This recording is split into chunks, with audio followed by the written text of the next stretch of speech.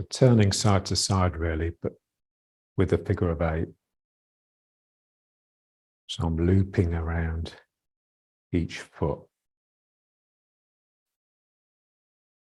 Yeah, so we use the figure of 8 to lend continuity to what we do so that we can keep mind continuous, which gradually becomes the most important thing in Tai Chi. Just being able to keep your mind like an unbroken thread on what you're doing.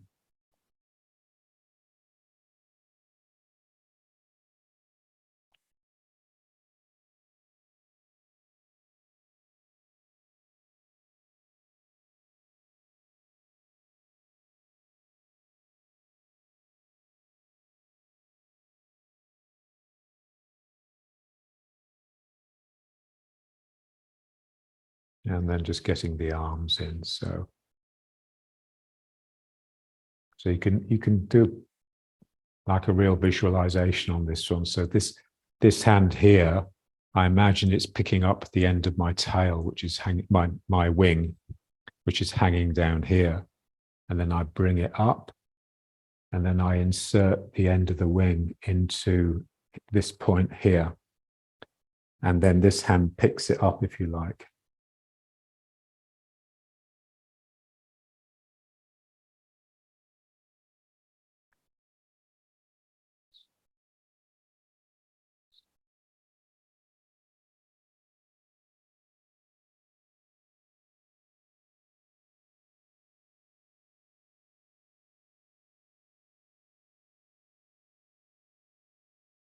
Yeah, so even though it's big, I'm reaching out a long way. There's very much the feeling that the exercise is like a closed system.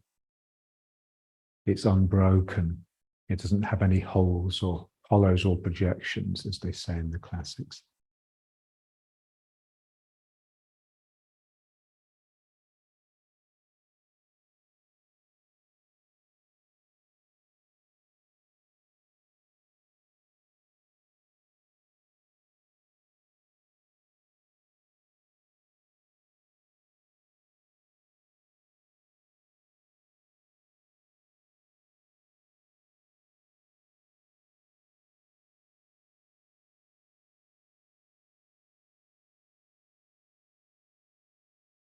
So it's my sinking, my sort of, my gravitas, my sobriety that allows the pressure to gradually build up.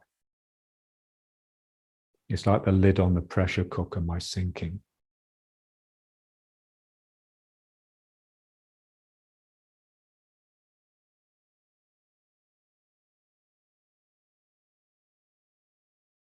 So really feel it inserting here in this point in the groin, because we really want to get the feeling that the leg is out. It's separate from my torso. It's out here somewhere. They're really feeling that this leg is sort of here.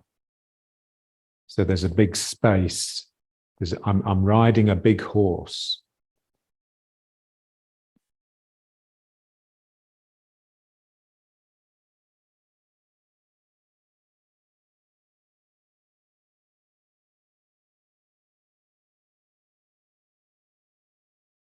So the limiting factor all the time in Tai Chi is strength in the legs and openness in the groin, openness in the hips and the sacroiliacs. Because then you can just sink lower, and the lower you can sink, the more energy will build up.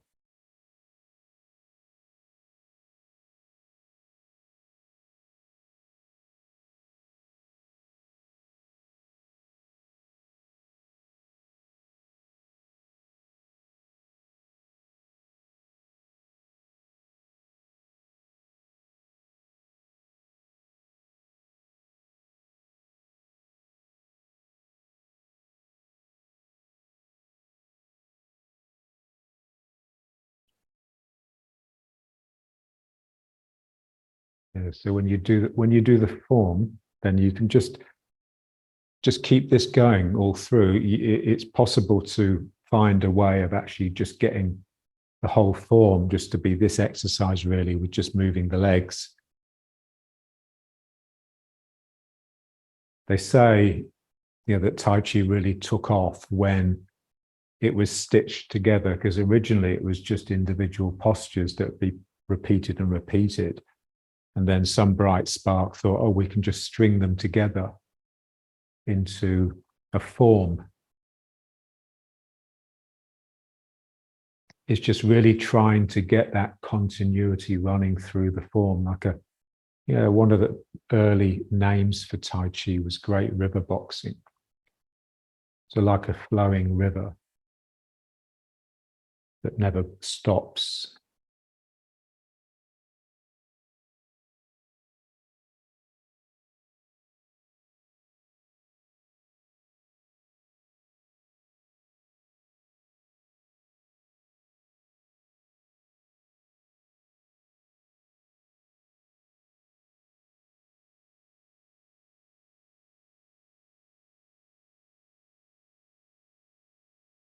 All the time, your sacrum is just heavy and hanging. Yeah, so the more into it you get, the more you lose yourself in it, the more your posture will tend to deteriorate. So there's always a trade-off between, real involvement and being able to just stand back and make sure everything's aligned properly. If you get too carried away, you'll lose it. And obviously, if you're too stiff and held back, there's no spirit.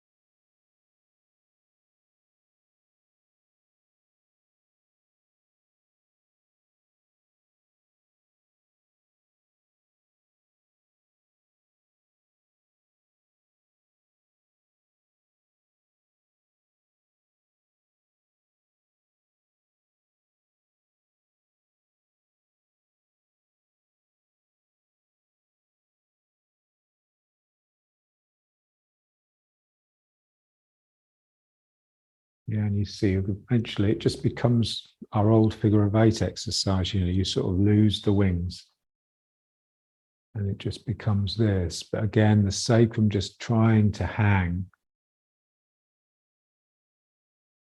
heavily and loosely. So there should be always a sense that what you're doing is lengthening the lower back, not compressing it.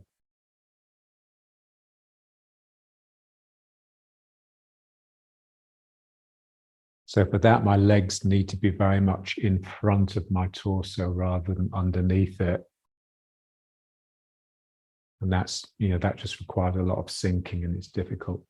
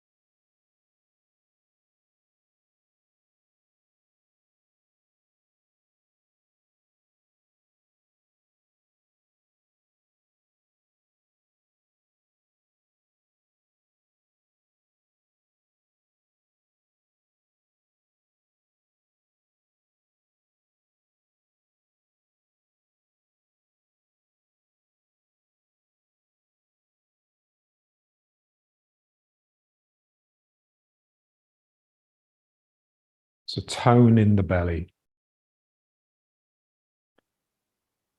Yeah, so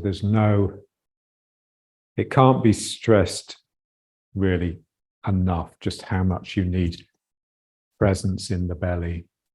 Not just your mind there, which tends to be simply, drawing an image of the belly into the head, but tone, physical tone.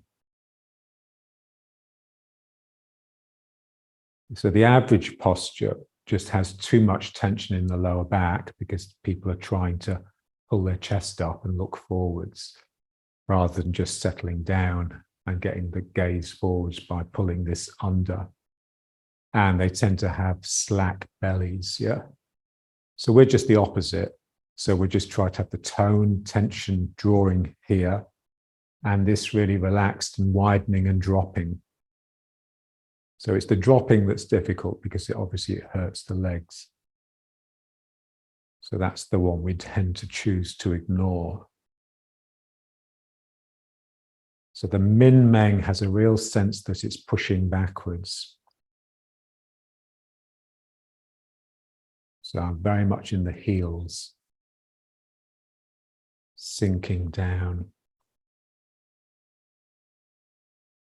Yeah, so this tends to emphasize the belly as this sort of dark reservoir and the lower heart. So eros. So the lower heart contains the spirit of connection, joining, unification, becoming one. So it's the loving embrace of the mother that just brings the child into her bosom and they're just one thing. And it's very much sinking. It's very much long energy. So the belly is connected to the earth and the lower heart, eros, is connected to the belly.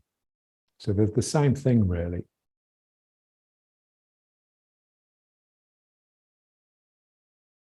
And then we just want to feel the upper heart. So the upper heart we call thymos.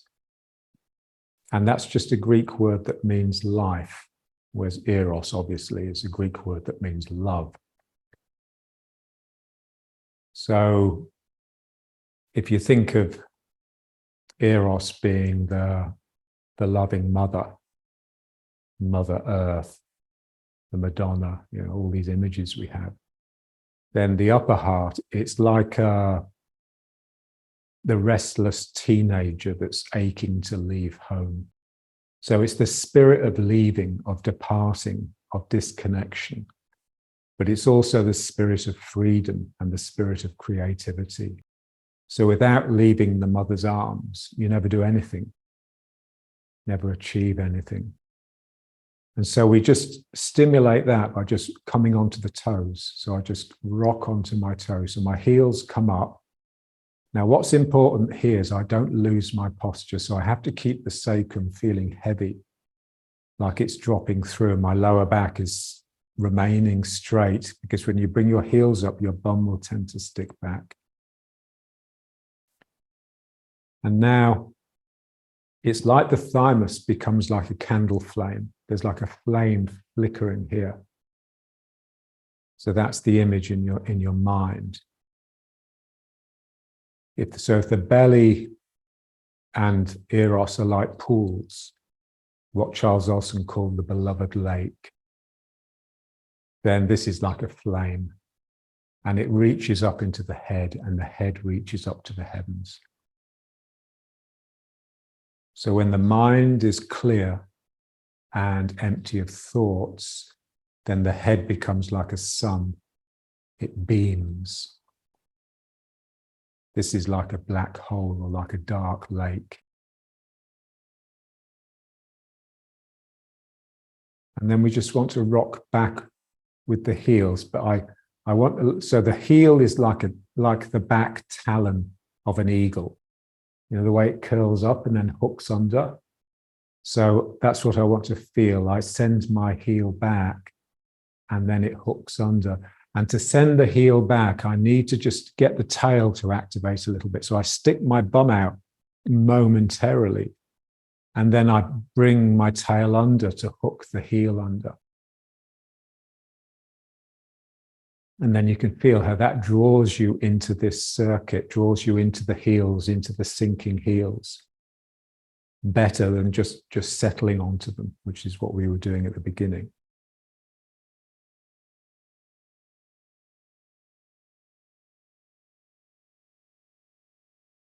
Now I've slipped into this sort of long, languorous energy. So that's the energy of Tai Chi, really, the great river, the slow, lazy river that's approaching the sea.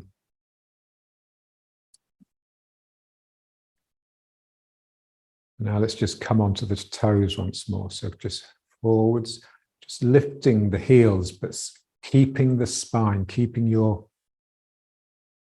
probity, your sobriety, and just now you're rooting through the front of the foot. So it's more difficult, but without that, you'll topple.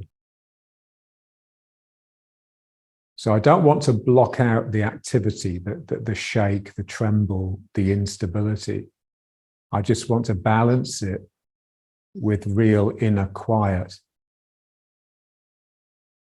so that I can sustain it, keep the two vibrating together.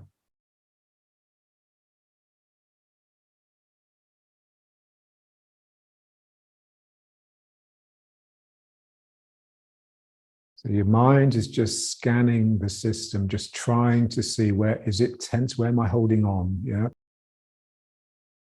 Yeah. If you can get movement into the area, then it'll be loose. If it just feels stiff, then it just needs to get movement into it. So you just sort of wriggle a little bit to get the energy flowing through the dead spots. And then just rocking back again, but with the other heel first. So here, so my tail has to just point upwards slightly to get the heel to go back. And then I pull my tail under to hook the heel under. And then this one goes back and under. And now I'm in the heels even better than I was before, hopefully. All the time keeping these places here open. This sense that the legs can almost come off your hip.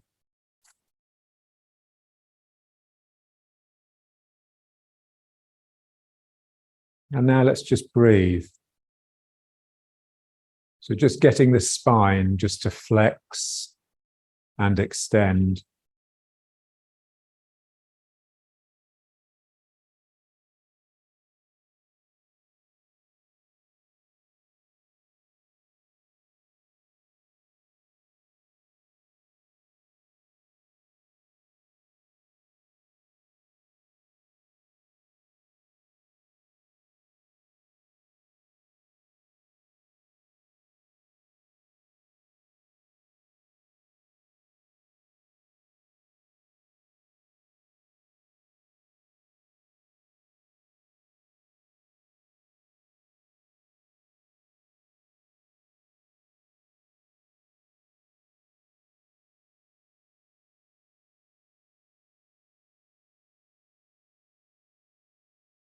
Yeah, so one of the other old names for Tai Chi was snake boxing. So your spine is very much like a snake. You're like a coiled snake that's reared its head up from the ground and is just swaying.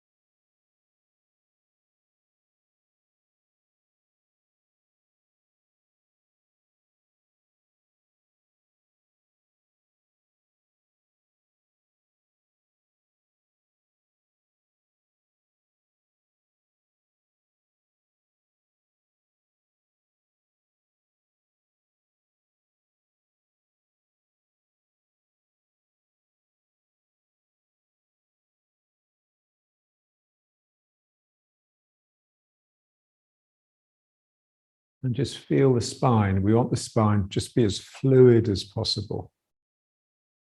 So it should be able to sort of just move in any direction.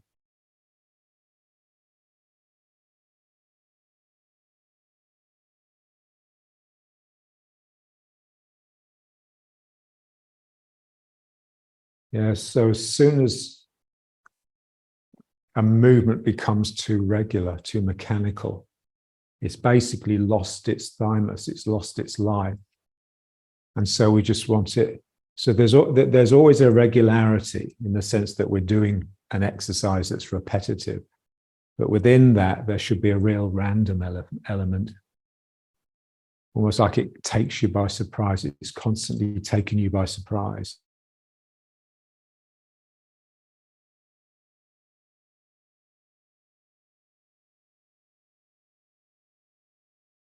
And again, that's like a trade-off. You know, if it's too surprising, you've lost any regularity.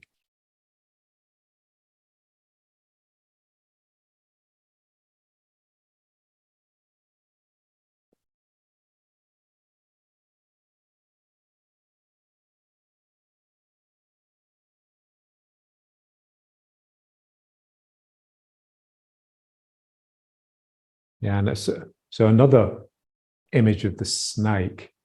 Yeah, so you've got the snake that's rearing up and swaying like he's sort of dancing to the snake charmer. But then the other image of the snake that they really love is that of the snake sloughing its old skin. So there's always the sense that you're wriggling out of the old and coming fresh and gleaming into the new. So it's emergence. We're emerging all the time. So it's not so much growing. It's not the same you becoming bigger or stronger. It's like a new you that's appearing. This is the feeling.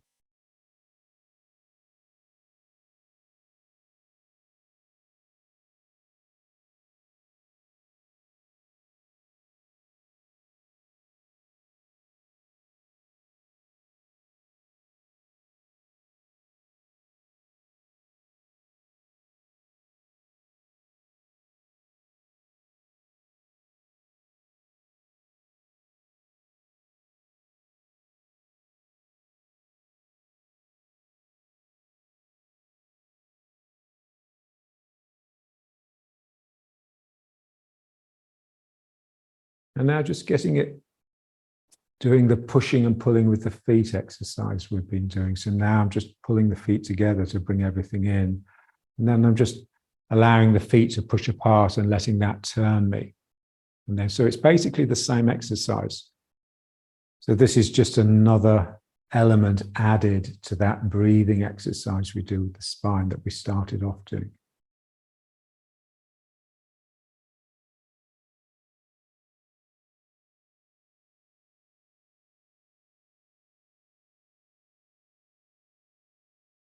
And just bring your mind to the power of turning.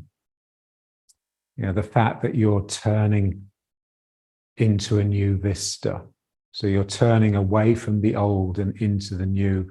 So when I'm here, I can't see what I was seeing previously. I've left it behind.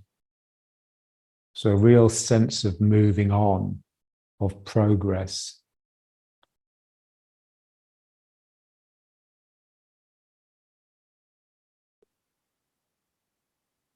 And remember, progress is never in our terms, you know, moving into greater strength, but greater emptiness. So we're all the time we're sloughing the old skin, we're shedding what we know, what we've accumulated. So we're becoming more empty, more innocent, more without self, really. The self is like the little expert in you, the ego, the big know-it-all, you know, the smart ass.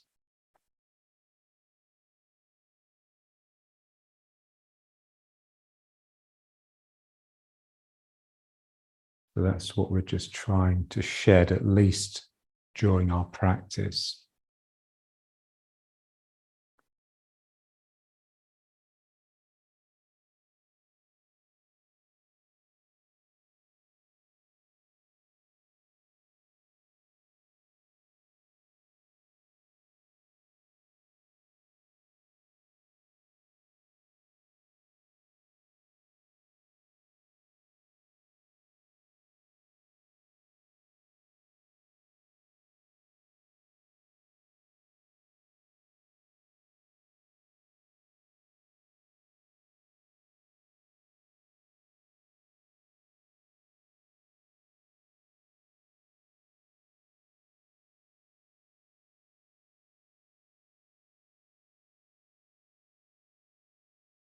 So now let's just bring it back. Again, just trying to, waking up to the ground as sink, as something I can sink into.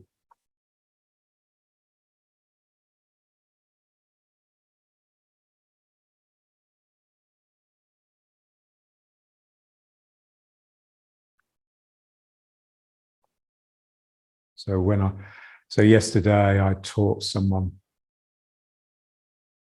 and I had to walk through the big park of Tel Aviv to get there. And there's a really quiet place.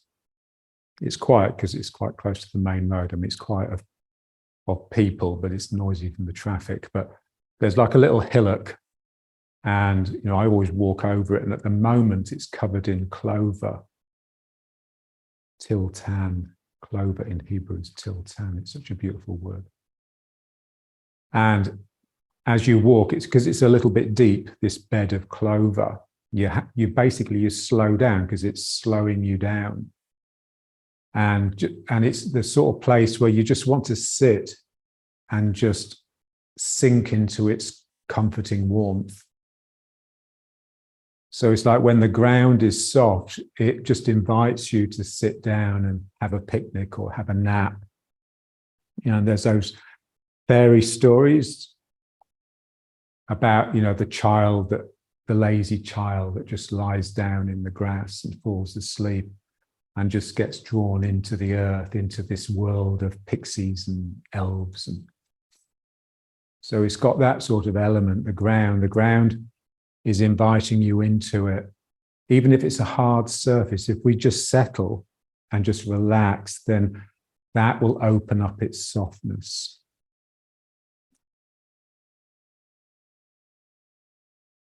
So there's this sense that I'm draining. I become fluid and I drain into the earth. The earth soaks me up.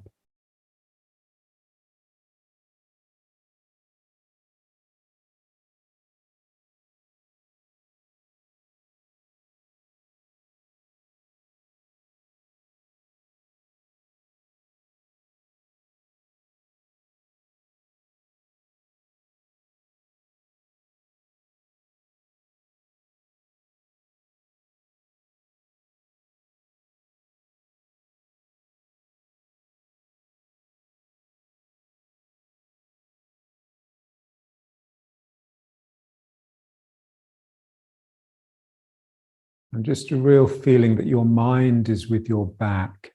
So we have the small self, the ego, and we have the big self, which is like the compassionate you. And the big self always feels like it's behind you. So my arms are just trying to be part of that big self at the moment. And there's a sense that my back is sort of relaxing back into it. So when I sink into that, it's like I become the bigger picture, and my normal, measly, daily concerns seem terribly unimportant, embarrassingly so. So that's during the work. The work is basically just sinking into the big self, just trying to have a little bit of time in the day when you just attend to the better part of you. And then the small self it's just not, it's gone. I've got a student and she's always putting up objections to anything I say. So when I talk about it, she's, how do you know it's not the ego? How do you know it's not you? I said, well, you just know. If you actually did some practice, you'd find out. You can feel when it's the better part of you and when it's not. That's the first thing you understand.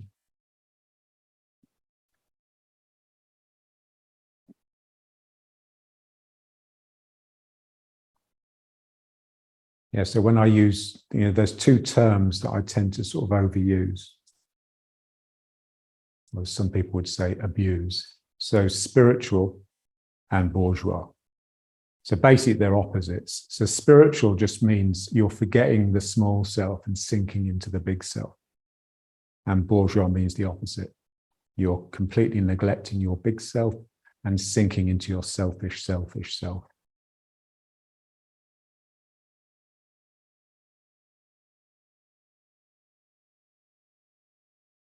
So what we've done is create a world in which the bourgeois thrives and flourishes. Everyone aspires to be bourgeois nowadays.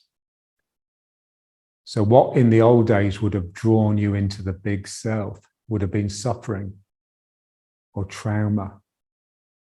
You know, so when you're struck by something, then it somehow just puts things in perspective and shocks you into that big self.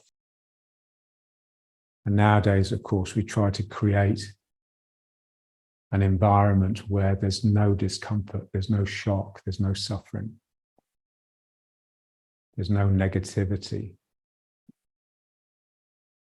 So we've lost the negative. And so basically, we're just completely out of balance. And we're bored and we're depressed.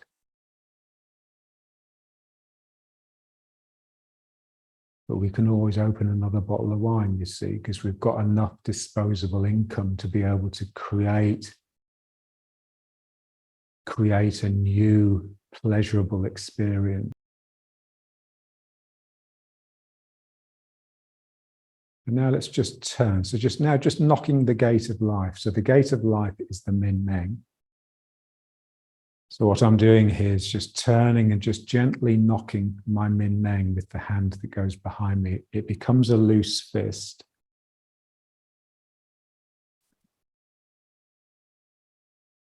And I don't want my Min Meng, I don't want the knocking of my Min Meng to pull it in. It's almost like my Min Meng is coming onto my fist as much as my fist is coming onto the Min Meng. So there's a real clash, but a gentle one.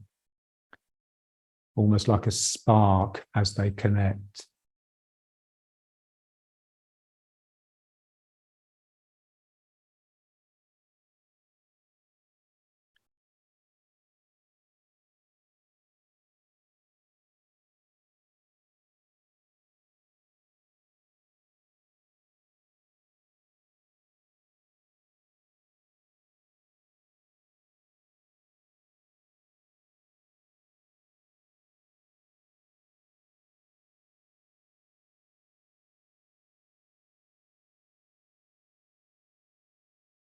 So just feel the feet on the ground. So the outside edges, trying to scoop the ground and the big toes pressing down. Yeah, so I hadn't realized how important that was until recently. Until I noticed that my big toe was coming out of the top of my shoe. So I thought, oh, I should push it down. And then everything changed.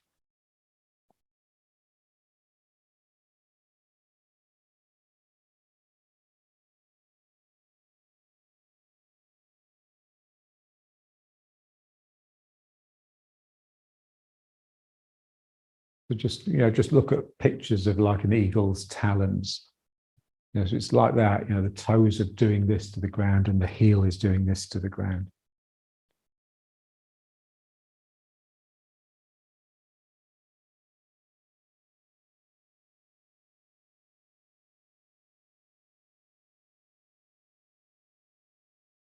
Such beautiful birds of prey. There's an American poet, Robinson Jeffers.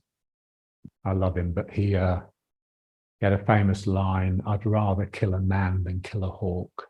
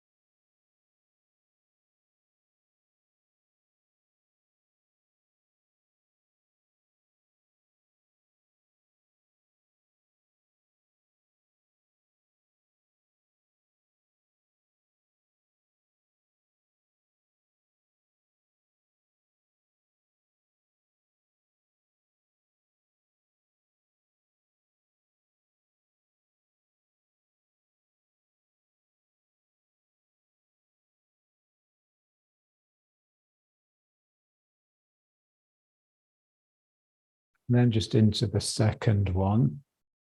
And now just allow the hands to come a bit higher.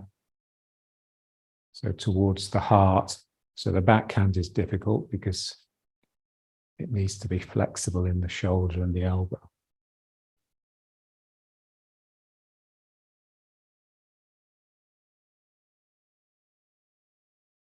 So really feel the two actions. You've got the turning around the spine, and then you've got the movement of the spine from leg to leg. And just in your mind, just try and feel them very separate. So it's almost like the small self is involved in the turning, and then the big self is involved in the spine moving side to side. This is why we want to sort of just be able to work on different levels at the same time. Because then that helps your mind dissociate from the small self, or at least split, really feel the difference.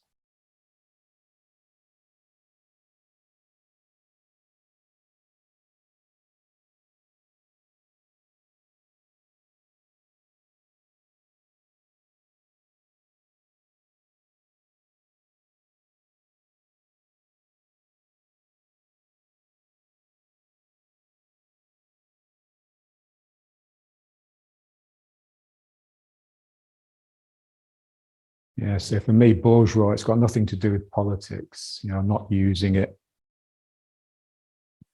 as a term to sort of designate the middle class. It's more human. Yeah, I could just use the word human, really.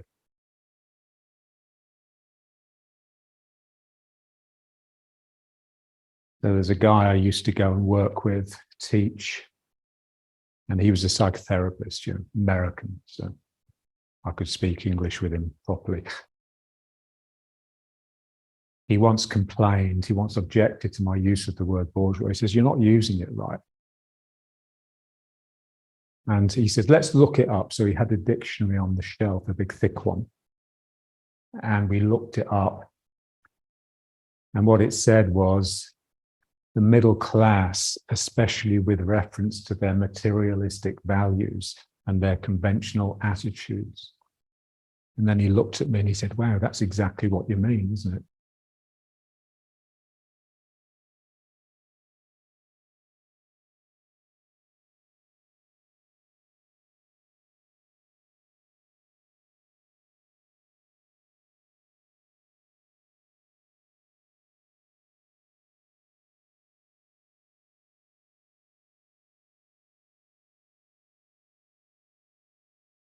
And now let's just try that third one that we don't normally do. So this is lovely, this one, because it's like you're releasing like a butterfly or a little bird from the hand. So my body is actually moving in that direction, but my energy is releasing against the movement of my body. So now I can have part of my mind with the energy that's flying off.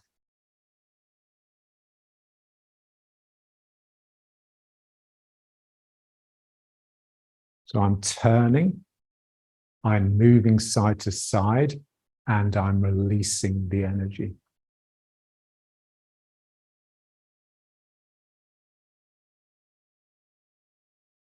And so you can't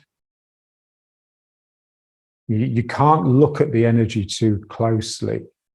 You know, John used to say, you know, when you release the energy, the eyes are involved, but it's more the eyebrows. So the eyebrows lift, so whoa, and the eyes sort of expand a little bit, almost like you've been awestruck by something. You've seen something that's taken your breath away.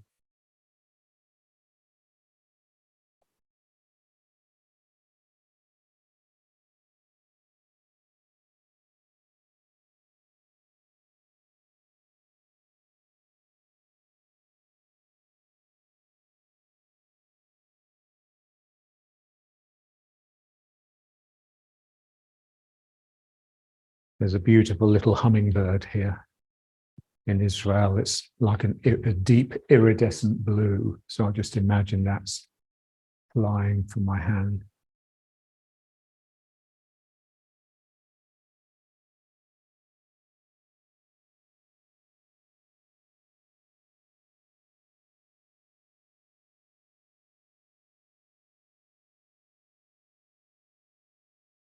And now let's just bouncing and just trying to get this area just really loose. Just feeling the sacrum heavy, but feeling like an elastic quality in the spine. My sacrum is sort of boinging up and down, bouncing up and down a little bit. And with each bounce, it just hangs a little heavier. The spine just gets a little straighter. In the heels, if you can, it'll make the thighs hurt a bit more. But that can't be helped, really.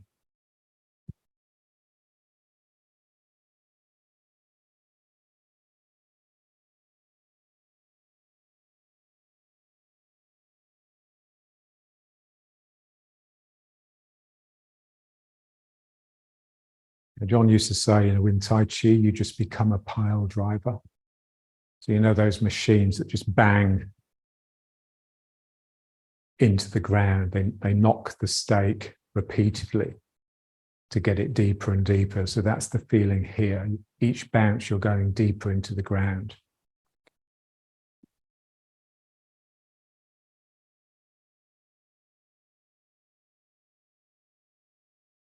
And then just alternating the hands.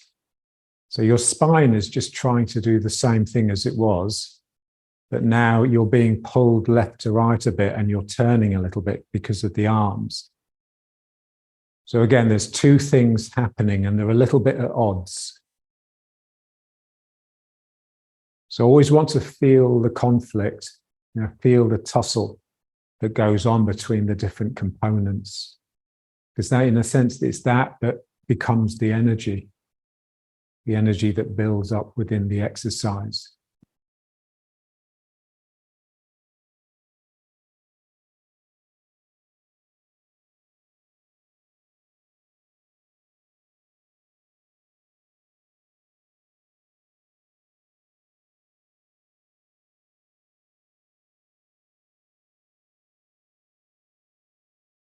Just feel the heels getting deeper and deeper.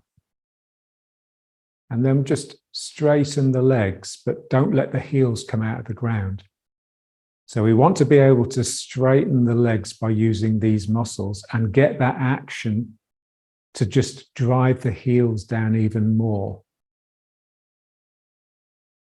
Because that's the sinking of Tai Chi.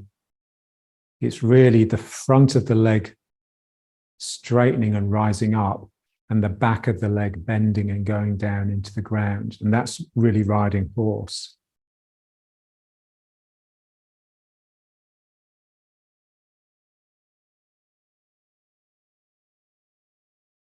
So the front of you is with this sort of rising energy that's coming up and like it's gathering here in the thymus. And your back is just with the sinking energy that's just flowing, soaking into the earth.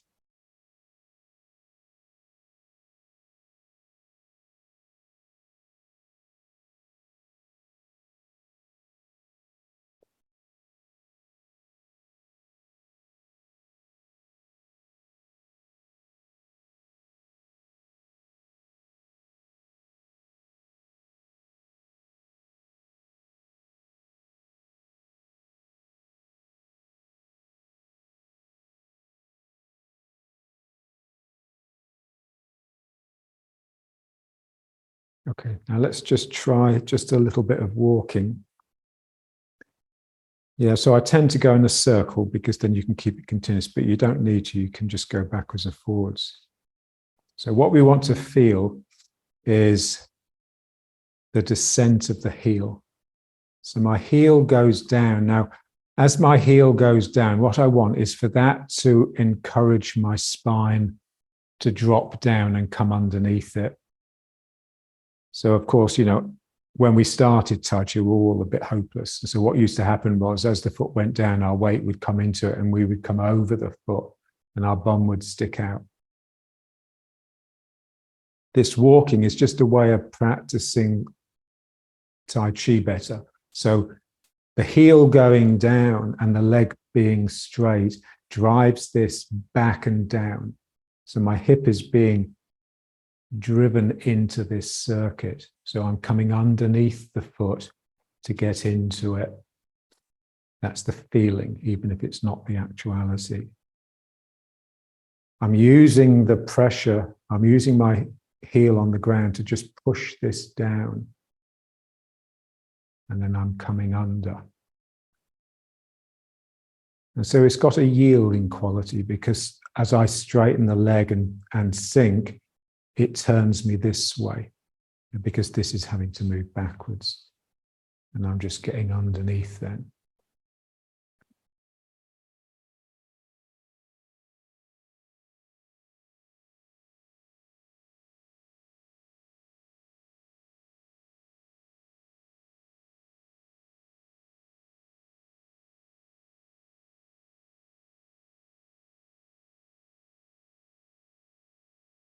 Yeah, so we very much have to keep the bottom of the spine back from the leg. If it comes on top of the leg, then I'm lost. I've lost it. So this is very much behind. It's even behind this leg, let alone the front leg.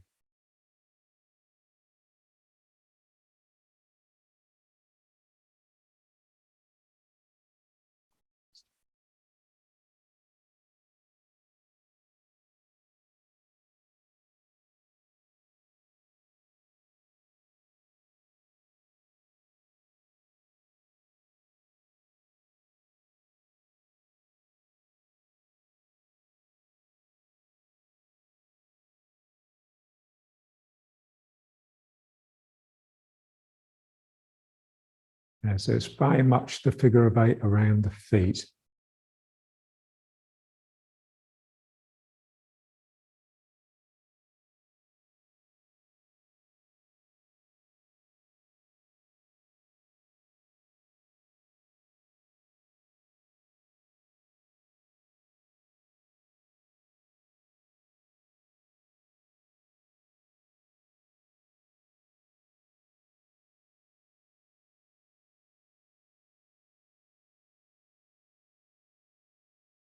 Yeah, so what we're trying to do is just, it's very difficult. So what we're really trying to do is just open up the lower back and the sacral area. So it's the part of the body that's normally almost fused together and so crushed up from our egocentric attitudes and our way of walking, which is generally not right. So I'm just trying to really just get this to really expand and lengthen. And it's quite a revolutionary proposal, because everything changes when you get that flexible and loose. Everything changes. The mind changes at every level.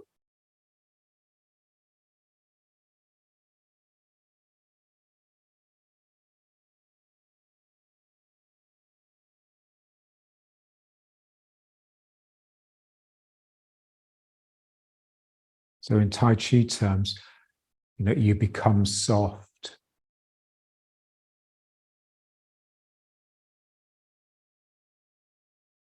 Which is our measure of progress.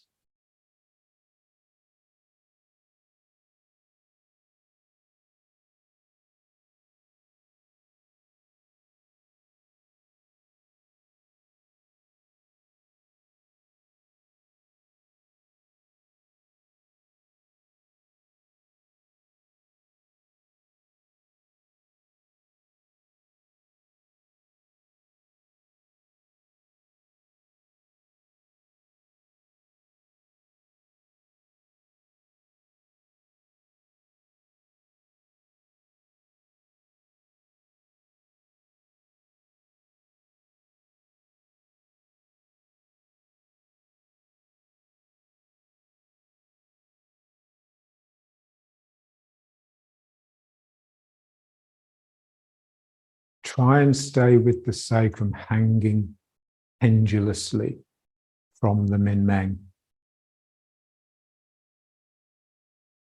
So it requires a really quiet mind. So you can have part of your mind with the activity and with the spirit, But then that big mind needs to just stay with the sacrum, hanging through your activity and just remaining connected to the ground. And you can practice that when when you're doing anything really, when you're walking especially, and when you're sitting in meditation. You can just just feel the sacrum just hanging, sinking into the cushion, into the earth.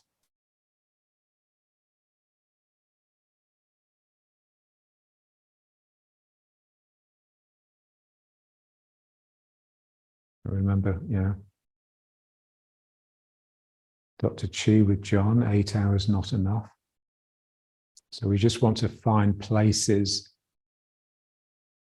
in our lives where we can just bring in a little bit of an element of practice. So normally times, when we're on our own and we're doing a chore.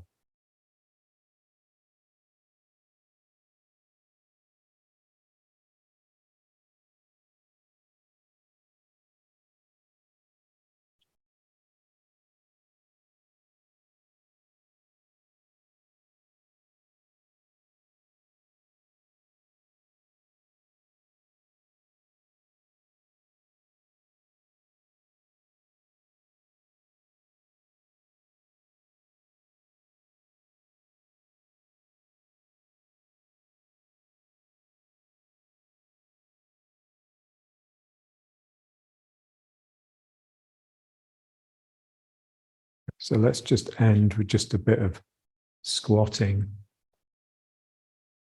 and just really just letting the lower back and the sacrum just spread. So feel the sacrum spreading side to side, but also lengthening. So the real sense that your heels are sinking into the ground.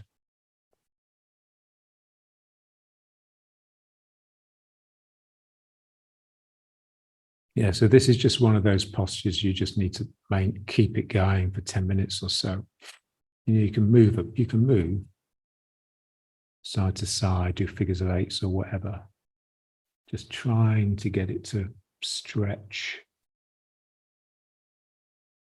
Yeah, so it sort of relaxes and relaxes, and then it's like it becomes rubber. There's a point where it becomes quite active. And then there's almost a sense that the sacrum has become rubbery or cartilaginous. How do you say that? Of cartilage. So this is what we want, especially with like the sternum. We'd like the sternum to become soft and rubbery too. So the two bones are connected, the sacrum and the sternum. So one is of the Dan Chen and the other is of the heart, especially the thymus.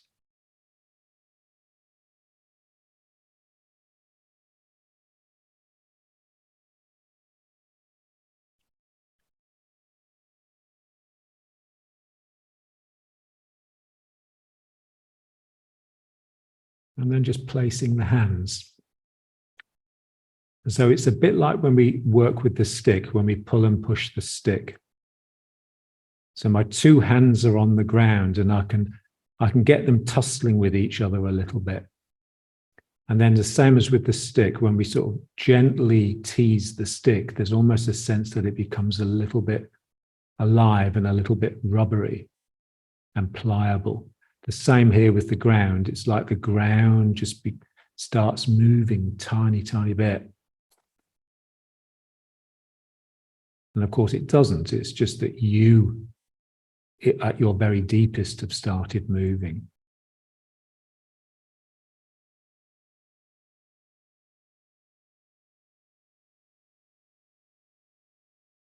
And you can practice this, whenever as well. Just place your hand on the tabletop or whatever and just feel it and just almost will it to sort of become soft.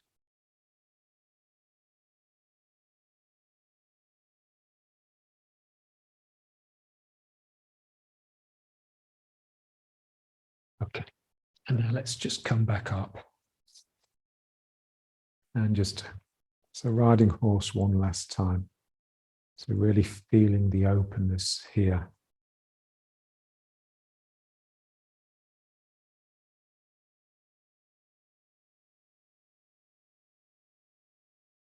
And the danchen, just letting the danchen draw just enough to let the sacrum just drop and the bottom of the sacrum to feel that it's being directed forwards underneath you.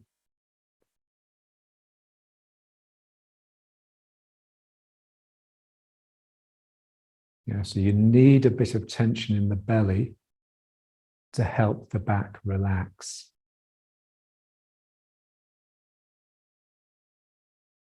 And it doesn't need to be a real clenching tension, but just mind. It's what they mean by mind, really.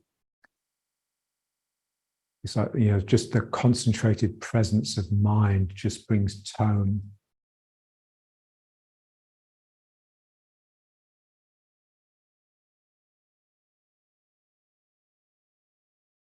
And now just feeling this area and just tighten this a little bit more and just let that draw you together. And then straightening the legs here, but what I'm wanting that to drive the heels down. So the hip just ends up just a little bit rolled this way without me having to sort of use any muscles here in the hip joints or the sacroiliacs, simply by just concentrating.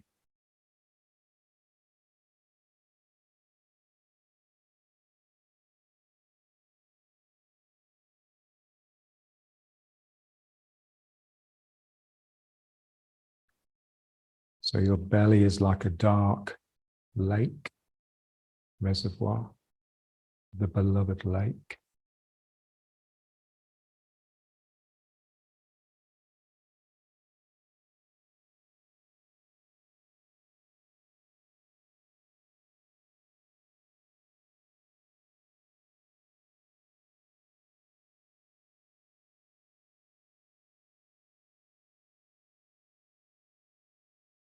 I tend further to fall into the beloved lake.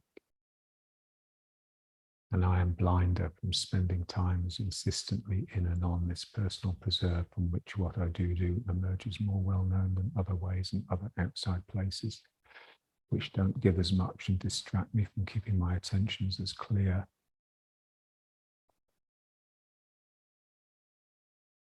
That's a famous poem by Charles Olson.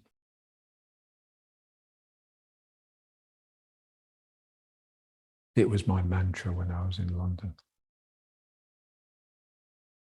And the thymus is like a flame, like a candle flame, always threatening to be extinguished. Just a lone flickering flame in the darkness.